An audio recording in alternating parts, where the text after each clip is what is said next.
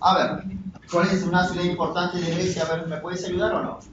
¿Ah? Atenas. Atenas. Acá, bueno, ¿ah? Eso ya es Atenas. ¿Cuál es la cuna de la filosofía? El primer filósofo estuvo en un lugar llamado Mileto. Claro, Mileto. ¿Bueno? Bien. Por acá, profesor, hay una ciudad muy importante que vamos a conocer la próxima semana que se llama Elea. Y Elea es tan importante porque es la cuna de Parménides de Elea. Y algunos dicen que Parménides es el fundador de la filosofía. Acá arribita de Atenas es otra ciudad súper importante, muy, muy importante, la patria de Aristóteles. Es Estagira. Y Estagira es la capital de una región griega, bueno, semigriega, llamada Macedonia. ¿Has escuchado de Macedonia o no? Sí. Muy bien, muy bien, muy bien. Por aquí hay una isla chiquitita. Esta isla es también la cuna de un gran filósofo, de Pitágoras. Pitágoras de Samos, maestro. Samos. Y arriba de Mileto, un poco más al norte, hay otra ciudad fundamental para la filosofía, la ciudad de Éfeso. Y la ciudad de Éfeso es de Heráclito, un señor que decía que todo cambia, que no se puede tocar dos veces las aguas de un río. Y al ladito de Éfeso hay una ciudad fundamental, la patria de Demócrito. ¿Y quién es Demócrito? El señor que hablaba de los átomos. Y después de otro señor llamado Protágoras, que decía que el hombre medía de todas las cosas. Ellos eran de la ciudad de Abdera.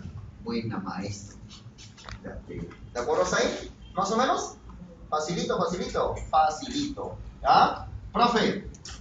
Y bueno, históricamente Esparta también es fundamental. No se le menciona más por historia que por filosofía. Aunque tiene mucho que ver, ¿no? Porque gracias al triunfo de Esparta sobre Atenas, es porque pues Platón se amarga y elabora sus filosofías de cuentas alucinantes.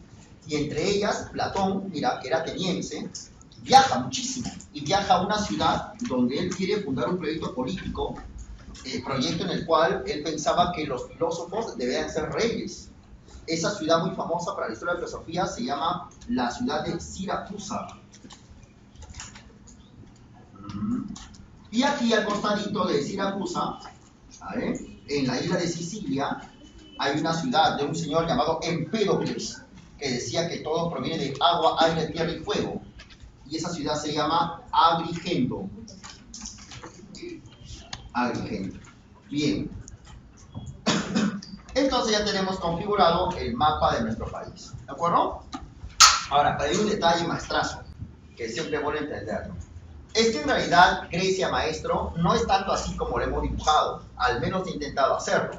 Grecia es así, mira. Cuando hago estas montañitas, ¿qué estoy indicando? ¿Que Grecia qué es? Una ciudad, claro, no solo una ciudad, una región recontra montañosa, profe. Claro, pues maestro. Y eso es fundamental. Fundamental. Bueno, la cuestión es ver, ¿cómo rayos, porque quizá alguna vez has escuchado esto, cómo rayos surgió la filosofía en Grecia? Porque alguna vez habrás escuchado, profe, ¿por qué cuando se habla de filosofía necesariamente se habla de los griegos? ¿O no se habla, por ejemplo, de filosofía árabe? ¿O filosofía egipcia? ¿O filosofía babilónica? ¿Acaso los egipcios eran personas, pues, digamos, incultas, personas que no saben nada, nada que ver? Sabes que Egipto era una gran sociedad muy desarrollada. Pero ¿por qué cuando se habla de filosofía se habla principalmente de la filosofía de los griegos? En primer lugar, la cuestión geográfica, maestrazo. ¿De acuerdo? También eso va de la mano con otra cuestión. Esto. ¿Me hago entender? Ahora, tú te vas a lucir, ¿ya? Profesor, cuando hay división de clases, hay esto. Esclavos. ¿Sabes a qué se parece esto, muchachón? Se parece a nosotros. Es como decir, ¿tú crees, maestrazo, que un joven que trabajara 12 horas al día en un supermercado va a poder ingresar rápidamente a derecho como tú sí lo puedes hacer?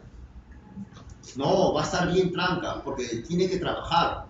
Usted, quien habla, tenemos tiempo. Por eso tú puedes venir en la tarde, quedarte inclusive en la noche o en la mañana.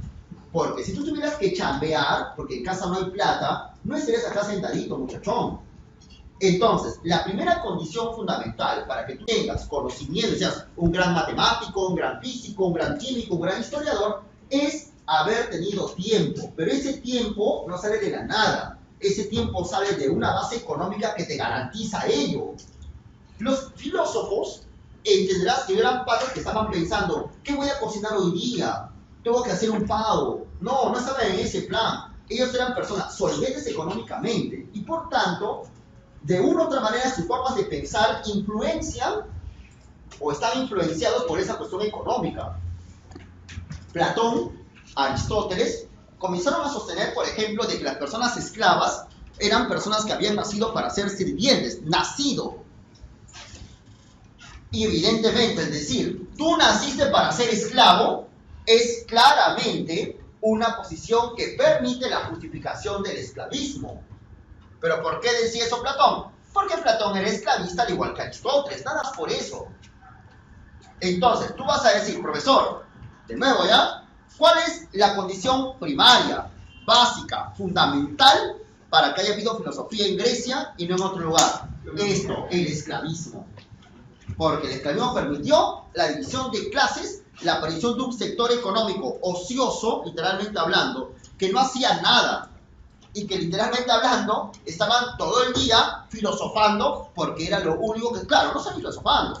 Unos, Homero, ¿no? Era poeta, quizás otros eran escultores, otros eran historiadores, otros se dedicaban a la medicina, porque tenían tiempo. Entonces imagínate Platón, bueno, Platón estaba, ¿tú crees que Platón limpiaba su casa? Platón paraba echadito, ¿no? Imagínate una hamaca, ¿sabes qué es hamaca, no? Eso pues la gente se echa, ¿no? Esa hamaca, usted estaba echado en su hamaca, ¿no? Entonces venía un esclavo y le echaba aire, ¿no? Y Platón echaba en su hamaca así con su manzana. ¿Qué es el ser? ¿Sí o no? Estaba filosofando, porque no tenía nada que hacer, güey, porque era un hombre ocioso. Así de simple. ¿Se entendió? Eso es lo primero que debes de saber. Ahora, pero tú puedes decir, profesor, a ver, vamos a entender. Usted dice que la condición fundamental para que haya habido filosofía es el esclavismo. Ya. Pero, profe, pero los egipcios, los persas, los fenicios, también tenían esclavos, ¿no? ¿Y por qué no se puede dar una filosofía persa, por ejemplo? Allá, pues, es lo que dije al inicio. Es que lo que pasa es que si bien es cierto el esclavismo es una condición fundamental, los griegos, aparte de esa condición, tuvieron otras condiciones distintas a los egipcios. Quizás alguna vez has visto el mapa de Egipto y sabes que Egipto es un plano, ¿no es cierto? Tendrá cerritos, bueno, pero más que nada es un arenal, es una pampota. Los griegos no es pampa, Grecia es así. Por cierto, te pones a Wikipedia o pones ahí en Google, pones Grecia, fotos, y sale pues unos paisajes hermosos, muy bonitos, o iguales de bellos como nuestro país, que también es hermoso. Pero Grecia no es plano, no hay desierto en Grecia. Grecia es así, puro cerro. Y entenderás que como Grecia es puro cerro, al ser puro cerro, pura montaña, pura peña, recontra agreste, podrá haber grandes asentamientos humanos, grandes poblaciones metidas. No, porque no hay sitio. Es por esa razón que las famosas polis eran estados independientes. ¿Por qué? Porque estaban metidos alrededor de montañas y de ahí no podían salir mucho. Y por eso que el griego, al este magistro, están metidos cerros. Es como esto, mira, una cosa de ciencia ficción. Imagínate, muchachón, que por X circunstancias de tu vida le metes murallas a tu barrio. Ni siquiera tu distrito, ¿ah? O sea, imagínate tu barrio, tu vecindario y tu casa, y alrededor paredes.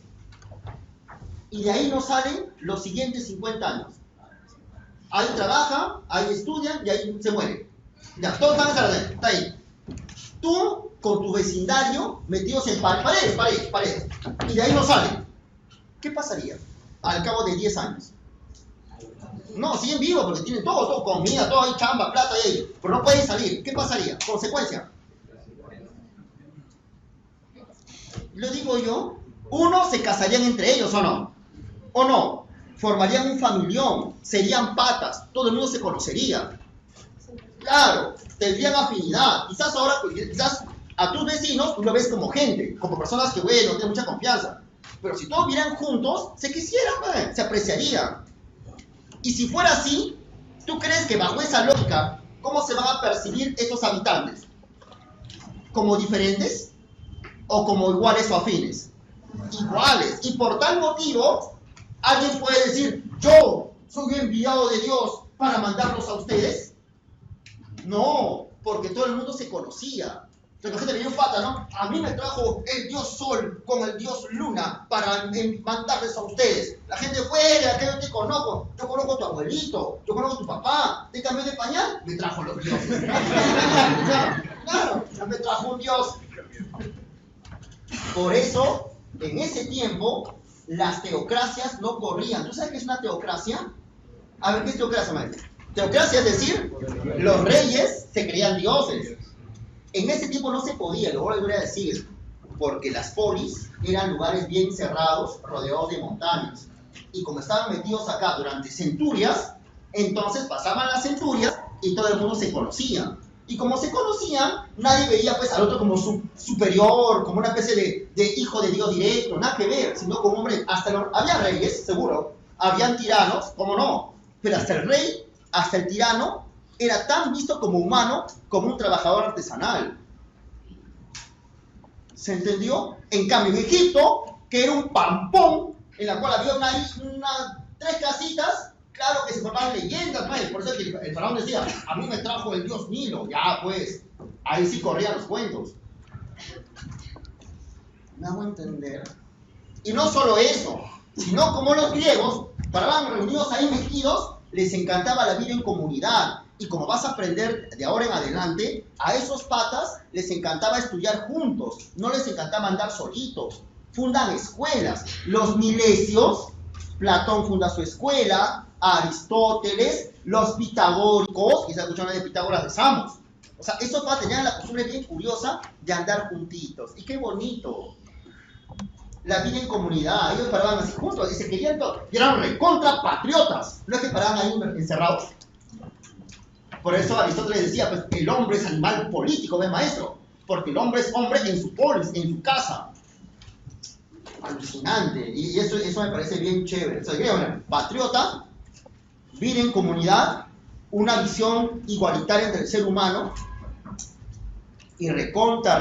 Mira, ¿y qué permitía esto? Mira, ¿y recontra qué? Racional. ¿Sabes por qué? Porque, a ver. Porque si todos somos prácticamente iguales, los esclavistas, claro está, porque había esclavos, somos iguales, y si ya no existe ningún rey que se cree Dios, porque yo te conozco de chibolo y a mí no me vas a engañar con tus cuentos, entonces, ¿cuál sería el mejor gobierno? La asamblea, ¿verdad? Y en una asamblea, ¿qué se hace? ¿Qué se hace en la asamblea? Se discute. Por tanto, los griegos, desde que eran chibolos, estaban habituados a ¿qué? Claro, y por esa razón había maestros que enseñaban a los niños a discutir. ¿Tú te imaginas, muchachón? Mira, ¿tú te imaginas en los colegios, en tu colegio, y hace unos años he estado en un colegio, el mío también, todos están en el colegio, desde chibolos nos hubiesen enseñado a discutir o a debatir? ¿Te imaginas eso, maestro? ¿En un colegio enseñan a debatir? ¿Sí? ¿Cuántas veces? Una clase, ¿no? ¿Sí o no? Una vez a 2, a su madre. Claro. Hace de pinta, ¿no? Me enseñan a marcar claves, mi mujer enseñan dictado. ¡Dictado! ¡Saca tu cuerpo, cosito! Mi mamá me mima. Mi mamá me mima. Eso es todo. Por eso que acá, no me flores, dame las claves. ¿Por qué? Porque el estudiante no está habituado a debatir, no está habituado a argumentar, está acostumbrado a que digan las cosas y a escuchar pasivamente. En los griegos, la educación era así, maestro. A los griegos se les enseñaba de chibolos a debatir. ¿Te imaginas, muchachón? Si nos hubiesen enseñado de chibolos a debatir y que el debate fuera la columna vertebral de la clase, ¿cómo decía un pata de 16 años acostumbrado a debatir desde niño? ¿Tú crees que hubiese sido fácil decirle algo? No.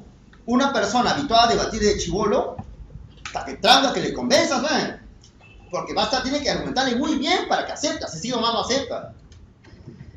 Ese es el proceso de educación inglesa, maestro. Estamos hablando de hace 27 siglos, maestro. Era enorme. Ahora, pero no solamente eso, maestro. Ya todo este rollo ¿Qué tiene que ver acá la religión de los griegos? Quizá alguna vez escuchó los dioses olímpicos o no. Ya. ¿Los griegos tenían Biblia? No. ¿Y qué hay con eso? Bueno, maestro, entenderás que una Biblia es de una u otra manera un límite a la capacidad de crítica. Claro, claro, tú puedes criticar cualquier cosa, menos esto que es la palabra de Dios. Es como un freno. Al no haber Biblia, los griegos se mandaban con todo, podían criticar hasta la misma religión. Ese es el asunto. Y obviamente lo que permitía que la persona sea un ser humano de un amplio criterio y muy tolerante. En cambio acá no, acá, oye, ¿tú crees en Dios? No, yo no creo en Dios. ¿Y por qué? ¿Qué te pasa? ¿Estás mal de la cabeza? ¿Tienes problemas mentales? ¿Qué te han hecho de chiquito? ¿Por qué? En cambio el griego, oye, ¿para ti Dios existe? No, no existe, es una invención de la gente. Chévere, ¿eh? Bien, bueno. ¿Y para ti? Sí, para mí sí existe. Qué bien, perfecto. Se acabó el asunto. Los griegos eran personas librepensadoras, porque simplemente no tenían dogmas, no tenían verdades absolutas.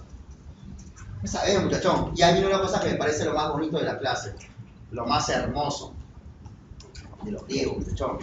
¿Quién no escuchó de cosas tan bonitas como nada en exceso, todo con prudencia? Una persona inteligente es una persona ordenada. ¿De dónde rayos es solo eso? Todo con moderación. Los excesos son cosas malas y nos hacen mucho daño. ¿Nunca has escuchado eso? Sí. ¿De dónde rayos crees que salió eso? De los griegos. Ahora, ¿quién lo inventó? No tengo la menor idea. Eso es milenario. ¿Eso de dónde habrá salido? Eso es antes de los filósofos. Eso es... ¿De dónde? Al griego le encantaba el orden, muchachón. Y por esa razón, los griegos comenzaban a fijarse al mundo de manera ordenada. Es como esto, mira, maestro. Tú te pones a analizar por qué los griegos eran personas que admiraban las figuras geométricas. Porque una figura geométrica es un símbolo de armonía, ¿verdad? Entonces, imagínate los griegos, ¿no? Pasaban horas viendo un cuadradito. Te agarraban, ¿no? Imagínate Atenas. No era cemento, pues, era pura tierra. Es como unas casas y arena. Los griegos lo tomaban por hobby. Los griegos, como les encantaba la armonía, lo agarraban un palito, ¿sí? Rascaban la arena de un cuadrado. ¿Sí? Hacían un cuadradito. Y la gente alrededor, ¡oye, mira un cuadradito! ¿Sí? Paraban horas mirando el cuadrado. Así. Mira, cuadrado. Así. Le parecía bien chévere. Y ahora, ¿y por qué? Oye, señor Pitágoras, tú que eres griego, ¿por qué admiras al cuadrado? Porque es perfección y armonía, ve, maestro. Y nosotros, desde hace mucho tiempo, estamos acostumbrados a ver a las cosas con armonía y con orden. Así nos gusta, pues, hermano. Es nuestra forma de ver las cosas. Y no solo ello, muchachón. Es como esto, mira, a ver, te creo, ¿ah? Es como tú estás acá sentado, estás así, estás sentado ahí. Viene tu pata y te dice, de abajo no hay clase, hermano, estás ahí. Tu pata dice, oye, compadre, oye, ¿qué haces, ¿Y tú? Nada. Bueno, no, será. Mira tu otro pata. Oye, tú te dices lo mismo, ¿no? ¿Tú qué estás haciendo? Nada. En fin, chao, nos vemos. Ahora viene Platón, ¿está bien? Viene Tales de Mileto. Oye, amigo, ¿qué haces, Tú dices lo mismo. Nada. ¿Nada? Oye, Pitágoras, ven. ¿Qué pasa? Oye, acá hay un señor que dice que no hace nada. ¿Nada? Tales de Mileto, ven. A ver, me hacen a pensar, ¿nada? No, pues, es absurdo. Si dices que no haces nada, es porque haces algo, ¿ves? Claro, nada. No son tonterías, ¿no? Como que nada. No. Nosotros los griegos consideramos que la nada es imposible. Que todo lo que existe arranca de algo. Eso de nada es irracional. Lo racional es que arranque de un principio. No que nada. Así pensaban los griegos. Para ellos, cosas como la nada, el cero, lo que no tiene forma, el caos, como dice Hesíodo, eran cuestiones impensables. Para el griego, todo lo que existe arranca de algo, de un principio. Y por esa razón, estos tíos admiraban mucho ese cuadrado, ¿ve? ¿Por qué? Porque el cuadradito, señor Pitágoras, es 1, ¿ve? 1, 1, 1, 1. Y todo lo que tiene armonía tiene 1.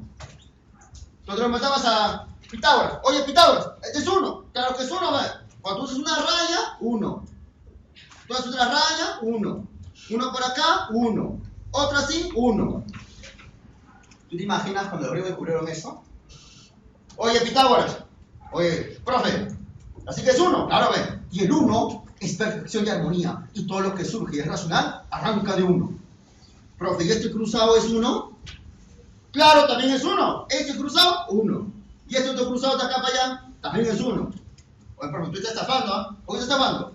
Porque ese cruzado no es 1, ¿ves? Claro que es 1. No, no es 1. Si es 1, no es 1. Este cruzado, profe, si es que no lo sabías, no es 1, es así. ¿Y qué es esto? Esto es un número que no se reduce a 1. Este es un número así. Se pierde. Es infinito. Y cuando los pitagóricos descubrieron ese número, prometieron nunca decirle a nadie de ese descubrimiento. Y lo escondieron, so pena de muerte, maestro. Y debido a los pitagóricos, y ese número recién apareció en época moderna, muchachón, o sea, reapareció, este número fue llamado número irracional. ¿Por qué irracional? Porque lo racional es que arranque de 1, es algo de un principio, pero al no salir de un principio, pues es un número irracional. Eso eran los griegos. ¿Se entendió hasta ahí? ¿Hasta ahí una pregunta? ¿Cuál es la condición básica para que surgiera la filosofía en Grecia? ¿Ah? El esclavismo. ¿Los griegos cómo veían el mundo? ¿De forma ordenada o desordenada? Claro, y todo lo que tiene orden arranca de 1, de un principio, de un punto de partida. Pasa, maestro.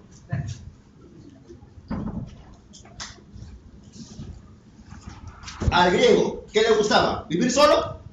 No, le gustaba vivir con gente, le gustaba la manchita. Claro, bueno, los griegos, ¿no? A ver, explícame, ¿qué tiene que ver el hecho de que los griegos no hayan tenido Biblia con que surja la filosofía? ¿Qué tiene que ver que no haya habido Biblia con que hayan tenido filosofía? ¿Cuál es la lógica? Claro, pues podían debatir, ¿no? O sea, porque no había crítica, porque había más libertad, más tolerancia. ¿Qué consecuencias tuvo el hecho de que los griegos paraban metidos en su polis y no podían salir mucho? Estaban encerrados. Sí salían ya, pero era a las 500, man. A las 500. Ellos más paraban juntitos. A ver, una consecuencia, ¿cuál sería? Que se conocían, el patriotismo, buena. El que puedan, ¿qué? Debatir. No es que paraban juntos, tenían que organizar su vida. ¿Y cómo se organizaban si no había reyes ya? O no había supuestos reyes dioses. Al final se debatía, ¿ver? Y como los chibolos estaban acostumbrados a debatir, eran personas que les gustaba razonar rapidito. O sea, los griegos eran los máximos, muchachón. Ahora, y explícame una cosa más. ¿Qué tiene que ver el esclavismo con los griegos? Ahí termino la frase. Vamos, el esclavismo. Tengo un tipo de sobra, ¿ah? ¿Qué tiene el esclavismo? A ver, explícame. ¿Qué tiene que ver que haya habido esclavos con que haya habido filosofía? Me pregunto, ¿te respondes eso? Les pongo 5 minutos y acabo la clase. Va a ser de media hora libre. ¿Ah? ¿Cómo? Ya está. A ver, muy bien. Es que con la aparición de esclavos, ellos chambeaban todo el día y los esclavistas no hacían nada. Y como no hacían nada, podían filosofar, ¿no? Eso debe responder. ¿De acuerdo hasta ahí? Ya, ahora explícame otra manera, otra cosa. Maestro, ¿qué tiene que ver el hecho de que ellos veían al mundo ordenado con la aparición de la filosofía? Sí, les gustaba el orden, la armonía, ¿no es cierto? Ya, a ver. Al ver al mundo ordenado y buscarle el orden, comenzaron a suponer de que todo es racional y que todo parte de un principio. Todo lo ordenado surge de algo.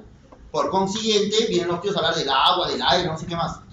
¿Se entiende? Además, gracias a ver el mundo ordenado, este libro le gustaba mucho la ciencia, le gustaba mucho la matemática, le gustaba mucho la geometría. ¿Se entendió? ¿Quién fue el primer filósofo? Tales de Mileto. Ponte los... Mira, y este lo va a bajar. Este ya es el colmo. Y encima, mira, para variar, el griego está obligado a viajar. ¿Tú te imaginas, maestrazo? Y acá sí te pido que te imagines bien chévere. A ver, mira, escúchame esto. Imagínate. Un hombre como Tales de Mileto. Mira. Grecia es puro cerro. Al ser puro cerro, no hay mucha agricultura. Entenderás por qué. ¿Cómo rayo de agricultura en un lugar tan agreste? Acá sí había trigo en Egipto, cereales, arroz. Acá era puramente aceitunas, puros cítricos, puras frutas y mandarinas. Averíguate hasta ahora qué cosa produce Grecia. Algodón, aceitunas, arroz también, pero poquito. En cambio, acá había grandes plantaciones. Entonces, el griego estaba obligado a navegar.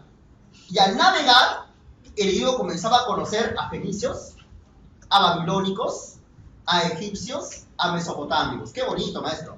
Entonces, mira, ponte en el caso de Tales de Mileto, y lo voy a resumir con esto. Un pata que no hacía nada. Según Aristóteles, Tales de Mileto era un comerciante de aceitunas. Alucinante, maestro. Era un aceitunero. Claro que él no cosechaba ni una aceituna, ¿no? Él solo recibía pues, el billete, la plata.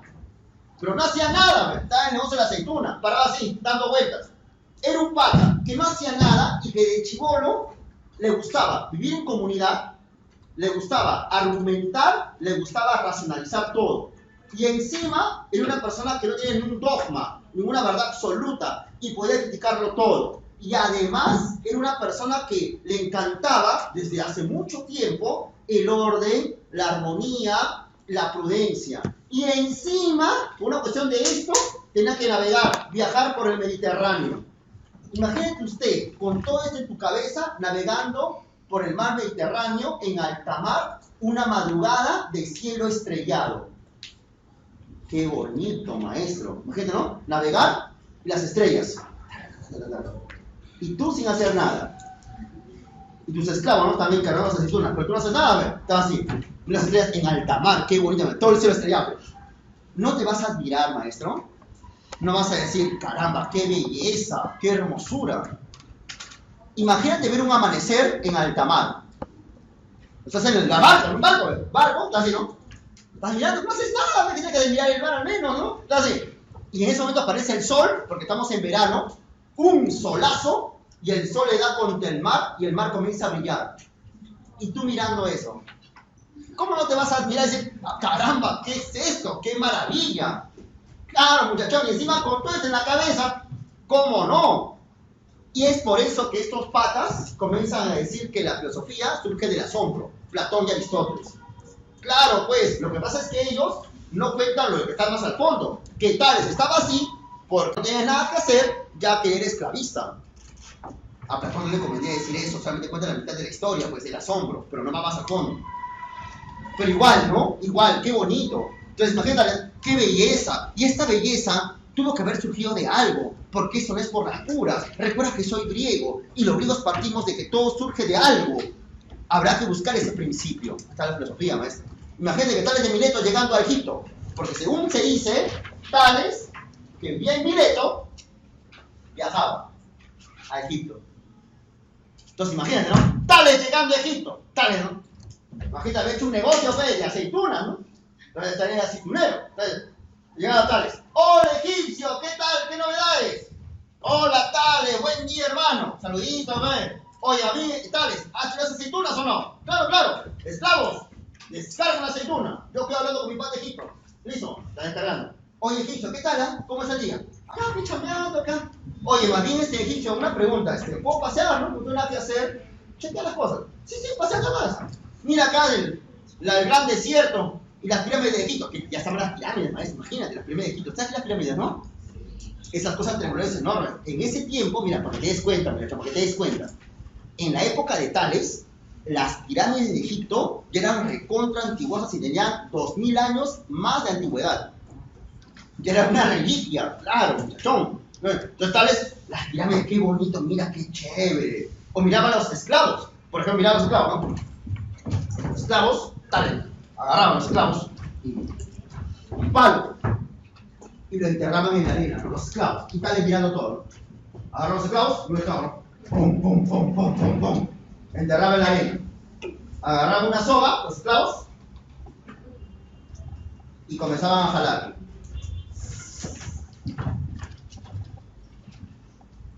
Y ponían otra estaca. Pam, pam, pam, pam. Agarraban un nudo, jalaban una soga. Otra tercera estaca. ¡Ram! ¡Pam, pam, pam! Sacaban un triangulón grandote. Y Tales miraba eso. ¡Ah, qué bonito! Mira, una figura grandota. Oye, egipcio, ¿qué pasa, Tales? Oye, egipcio, ¿y esta figura grandota para qué sirve? A ver, explícame. Y el egipcio decía, es fácil, es para irrigar los suelos. Qué bonito, ¿ah? Oye, ¿y tu pirámide cómo la han hecho? La pirámide hicimos hace tiempo, ya ni me acuerdo. Eso toda la vida. Oye, qué bonita pirámide, qué bacán. Tú te vas de viaje, pasas por un lugar recontra chévere, experiencias muy bonitas, paisajes turísticos muy chéveres, no lo guardas en tu cabeza al menos, ¿o no? Y no solo eso, tú llegas de viaje a tu casa, no le cuentas a tus padres o a tu mamá, ¿o no? ¿Te has conocido? ¿No te da ganas de contar? Igualito pues, Tales se da tu cabeza. Vaya, vamos, regresamos a Mileto, regresamos, y estaban los milesios, ¿no? Hola, Tales, ¿cómo estás? Llegaste de Egipto. Sí, llegué con la platita. ¿Qué tal, amigos milesios? ¿Qué tal? Sí, pues acá esperándote. Más bien en tu honor, vamos a almorzar juntos. Claro, como somos milesios y nos gusta la vida en comunidad, vamos a almorzar juntitos y se van a comer. Y Tales contaba sus aventuras, ¿no? La gente en la mesa, ¿no? Comiendo, bebiendo, comiendo. Y la gente, oye, Tales, a ver, cuéntanos, ¿qué tal es Egipto? Egipto, sí, es un lugar hermoso. ¿Sabes qué vi en Egipto, amigo milesio? Vimos la gente escuchando, a ver, cuéntanos. Vi una cosa que ellos llaman pirámides. ¿Pirámides? ¿Qué es eso? ¿Cómo te explico? Mejor otra cosa. No sé, no saben. Vamos, me imagino esto. Por ejemplo, los esclavos agarraban estacas, lo tiraban al suelo, lo amarraban con una soga y jalaban. Estacas, suelo, o Franco no tenía nada. ¿Cómo te explico? Ya sé cómo. Vamos a limpiar la mesa. Con este pedazo de arcilla, yo te voy a diagramar lo que he visto en Egipto. La gente, a ver, diagrámalo, dibújalo. Y tal vez dibujaba. Claro, yo vi allá en el desierto, ¿no? Yo vi esto. Una cosa así. Y esto le llamaban pirámides. Pirámide. Interesante. Y no solo eso. Yo vi allá en Egipto que los esclavos agarraban una estaca y lo enterraban al suelo. Y hacían un nudo. Y jalaban una soga. Y ponían otra estaca y lo enterraban al suelo. Y hacían otro nudo. Y jalaban otra soga. Y ponían una tercera estaca, lo enterraban al suelo, jalaban un nudo y lo ponían a la primera soga. Y de seguro cuando Tales hizo este dibujo, los griegos comenzaron a ya percatarse, no tanto de sogas o de estacas, comenzaron a percatarse de la existencia de figuras.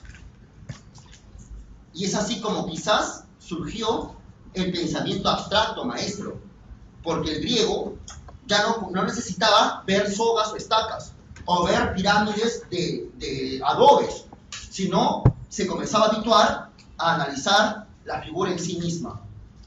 Y quizás así haya surgido la investigación de la época, muchachón. ¿Se entendió? Y eso debes de saber. ¿Hasta ese punto alguna pregunta? A ver, ¿se puede decir que los egipcios influenciaron en los griegos o no? Sí. ¿Qué diferencia hay entre la ciencia de los egipcios y la ciencia, porque esto es ciencia de los griegos? Claro, ¿saben por qué también puede ser? Es porque los egipcios utilizaban a la ciencia como un fin práctico. Ellos agarraban estacas y sogas y comenzaban a jalar. Ellos utilizaban la matemática para hacer pirámides.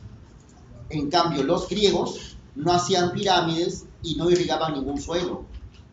Ellos solamente querían saber la figura en sí misma, la abstracción. Y es por eso que los griegos eran más abstractos que los egipcios. El egipcio era más práctico. ¿Se entendió? Y ahí viene lo racional, mi maestro. ¿Se entiende? Muy bien, muy bien, muy bien.